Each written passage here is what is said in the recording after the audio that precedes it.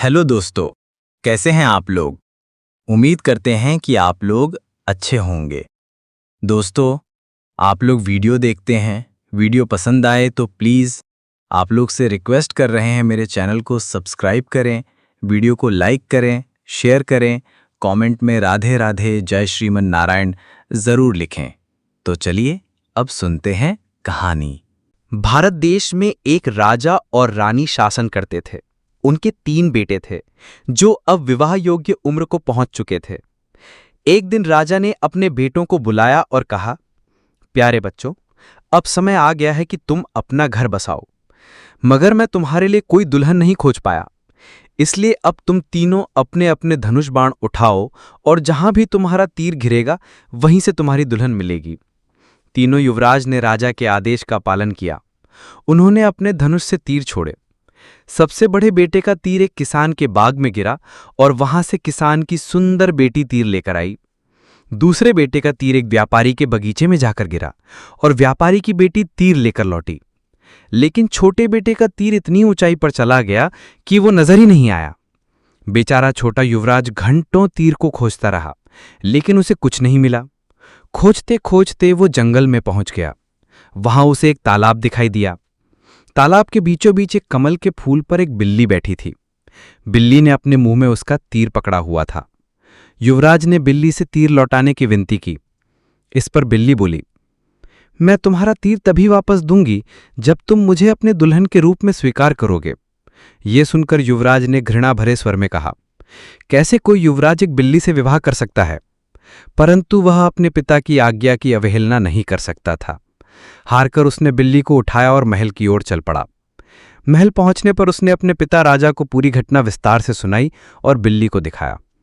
राजा ने बिल्ली को देखते हुए गंभीरता से कहा, बेटा, यदि तुम्हारी किस्मत में एक बिल्ली से विवाह लिखा है तो हमें उसे स्वीकार करना चाहिए।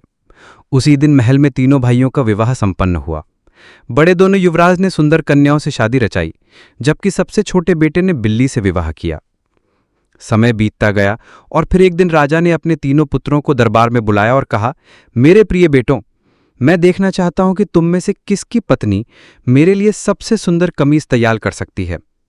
तीनों युवराज ने पिता की आज्ञा स्वीकार की और अपने अपने घर लौट गए। दोनों बड़े युवराज निश्चिंत थे क्योंकि उनकी पत्नियां कुशल सिलाई कढ़ाई में निपुण थी। लेकिन छोटा युवराज बेहद परेशान था। वो उदास मन से घर पहुंचा तो बिल्ली ने उसे इस हाल में देख लिया। वो उछलती कूदती हुई उसके पास आई और कोमल स्वर में पूछने लगी, स्वामी, आपका चेहरा इतना उदास क्यों है। युवराज ने उदासी भरे स्वर में कहा, अब तो मुझे शर्मिंदगी झेलनी पड़ेगी, क्योंकि पिताजी ने हमसे कहा है कि हमारी पत्नियां सुबह तक उनके लिए एक सुंदर कमीज तैयार करें। बिल्ली ने हंसते हुए कहा, अरे ये तो कोई बड़ी बात नहीं है। आप पहले भोजन करिए और फिर चैन से सो जाइए। याद रखिए, हर सुबह एक नई उम्मीद लेकर आती है।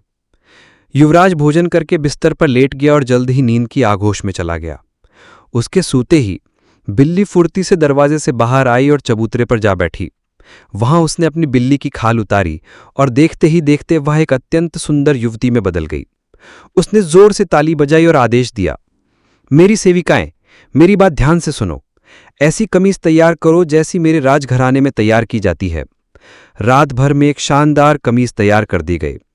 सुबह जब युवराज की नींद खुली तो उसने देखा कि बिल्ली मेज पर बैठी थी और उसके हाथ में कपड़े में लिपटी एक कमीज थी। वो खुशी से झूम उठा और तुरंत कमीज लेकर अपने पिता के पास पहुंच गया। उस समय राजा अपने अन्य बेटों द्वारा लाई गई कमीजें देख रहे थे। सबसे बड़े बेटे ने अपनी कमीज राजा के सामने फैलाकर रखी।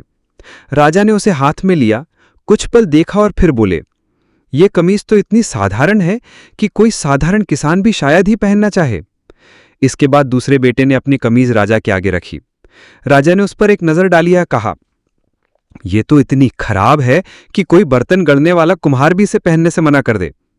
अब सबसे छोटे युवराज की बारी थी। उसने धीरे से कपड़े में लिपटी कमीज राजा के सामने खोली। कमीज इतनी भव्य थी कि सबकी निगाहें ठहर गई। सोने और चांदी के महीन धागों से बुनी हुई वो कमीज शाही रुतबे की प्रतीक लग रही थी। राजा की आंखों में चमक आ गई। उन्होंने कहा, अब ये हुई बात, ये कमीज सच में किसी राजा के पहनने योग्य है। कमीजें दिखाने के बाद तीनों भाई अपने अपने महलों की ओर लौट गए। दोनों बड़े युवराज रास्ते भर बड़बड़ाते रहे। हमने तो बेवजह अपने छोटे भाई की पत्नी का मजाक उड़ाया। अब लगता है कि वो कोई साधारण स्त्री नहीं, जरूर उसमें कोई रहस्यमय शक्ति है। कुछ समय और बीता, फिर एक दिन राजा ने अपने तीनों पुत्रों को फिर से दरबार में बुलाया और कहा, मेरे प्यारे बेटों, मैं ये देखना चाहता हूं कि तुम में से किसकी पत्नी सबसे लजीज खाना बना सकती है। राजा का आदेश सुनकर छोटा युवराज फिर से उदास हो गया और धीमे कदमों से अपने घर की ओर लौट पड़ा।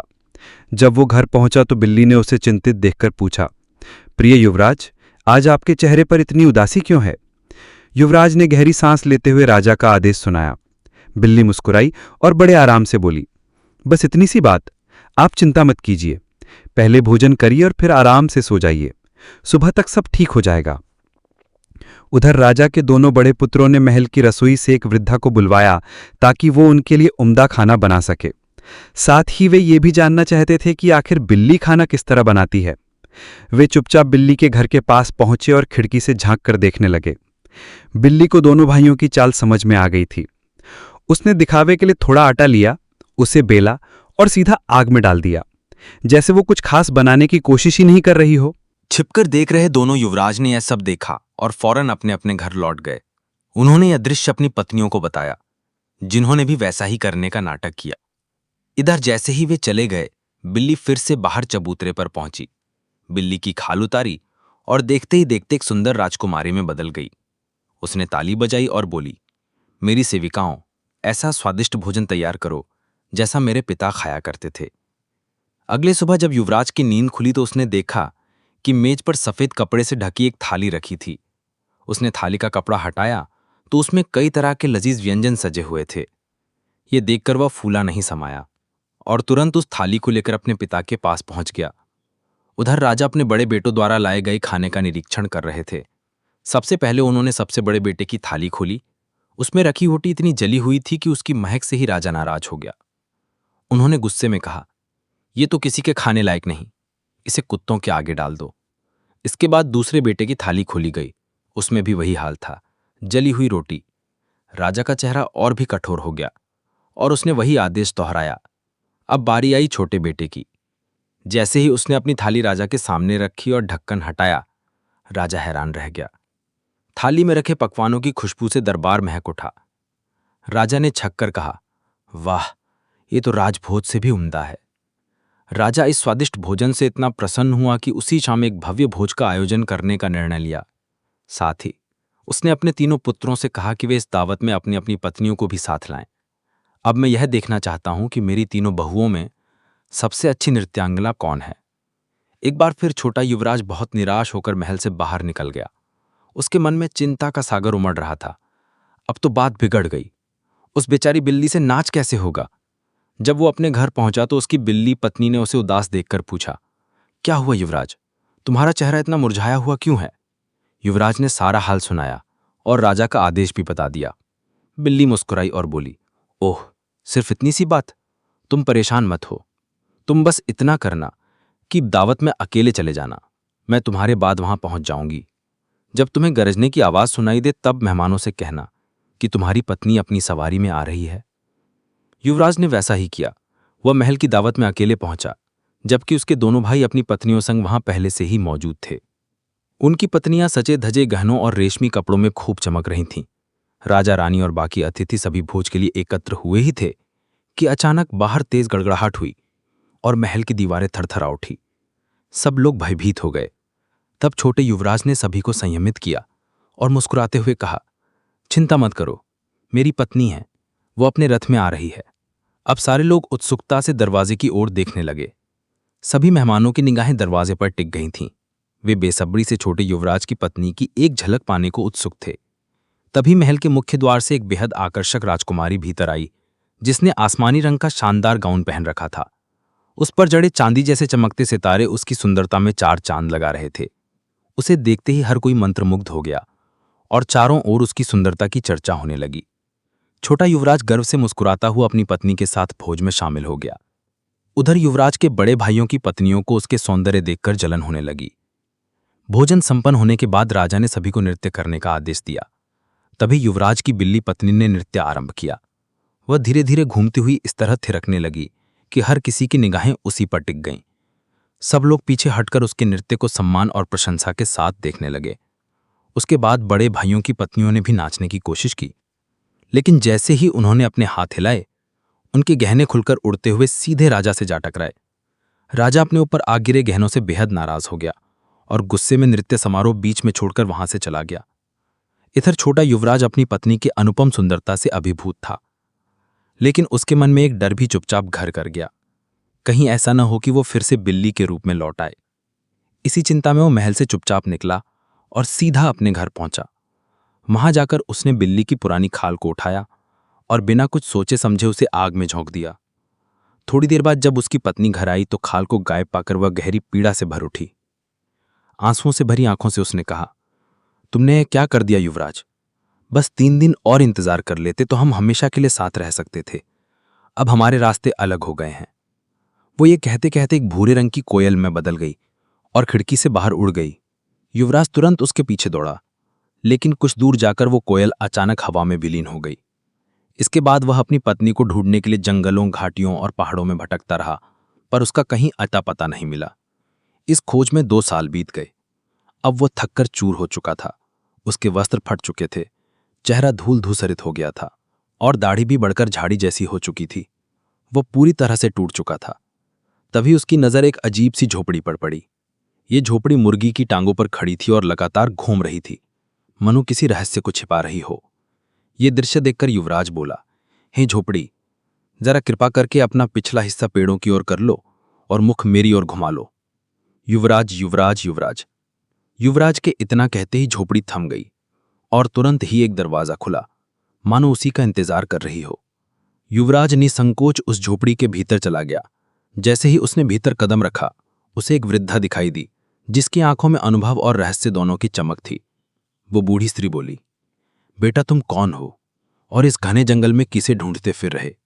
युवराज ने शांति से पूरी बात बता दी, अपनी मेंढक की पत्नी, उसका रूपांतरण, उसकी गलती और अब उसे पाने की बेचैनी।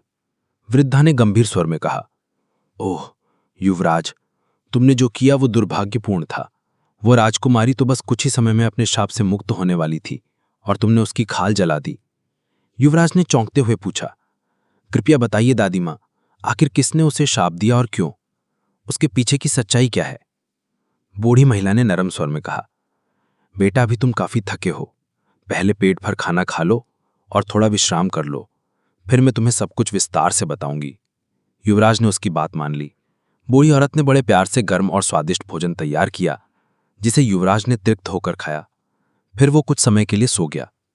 थोड़ी देर बाद जब वो आराम करके उठा तो उसने फिर से वही सवाल दोहराया। बूढ़ी औरत ने धीमे स्वर में कहना शुरू किया, जिस बसंती को तुम खोज रहे हो वो कोई साधारण प्राणी नहीं है। वो पड़ोस के राज्य की राजकुमारी है। उसके पिता उस राज्य के राजा को अपनी बुद्धिमत्ता पर बड़ा गर्व था। वो ये मानता था कि उसकी जैसी समझदारी किसी में नहीं है, पर दुर्भाग्य से उनकी बेटी उनसे भी ज्यादा चतुर और समझदार निकली। प्रजा उसकी बुद्धि और विवेक की सराहना करने लगी। यही बात राजा को खटकने लगी। उसे अपनी ही बेटी से जलन होने लगी और वो बार बार यह सिद्ध करने की कोशिश करता कि असली बुद्धिमान वही है। समय बीतता गया और यह खटास बढ़ती चली गई। फिर एक दिन जब राजमहल में राजा की 14वीं वर्षगांठ मनाई जा रही थी, उसने सभा में एक विचित्र ऐलान कर डाला। राजा ने पूरे दरबार के सामने एक विचित्र घोषणा की। उसने कहा, अगर मेरी बेटी को लगता है कि वह मुझसे अधिक चतुर है तो उसे 3 वर्षों तक बसंती बसंती बसंती बिल्ली के रूप में जीवन बिताना होगा और उसके बाद किसी युवराज से विवाह करके एक सुखमय गृहस्थ जीवन भी स्थापित करना होगा। युवराज यह सुनकर बेहद व्यथित हो गया। उसने बूढ़ी स्त्री की ओर देखकर कहा, दादी मां, मैं अपनी पत्नी को हर हाल में खोज निकालूंगा, चाहे इसके लिए मुझे किसी भी संकट का सामना करना पड़े। कृपया मुझे मार्ग बताइए। बूढ़ी महिला ने गंभीर स्वर में कहा, बेटा तुम्हारी पत्नी इस समय पुराने हड्डियों के राज्य में एक दुष्ट जादूगरनी के कब्जे में है। वहां तक पहुंचना और उसे छुड़ाना अत्यंत कठिन है, क्योंकि वो जादूगरनी अपराजय मानी जाती है। आज तक कोई भी उसे पराजित नहीं कर पाया। उसकी ताकत उसकी आत्मा में नहीं बल्कि एक रहस्य में छिपी हुई है। उसकी आत्मा एक सुई की नोक में है।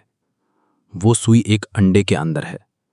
वो अंडा एक बतख के पेट में है। बतख एक खरगोश के भीतर छिपी है और वो खरगोश एक पत्थर के डिब्बे में बंद है।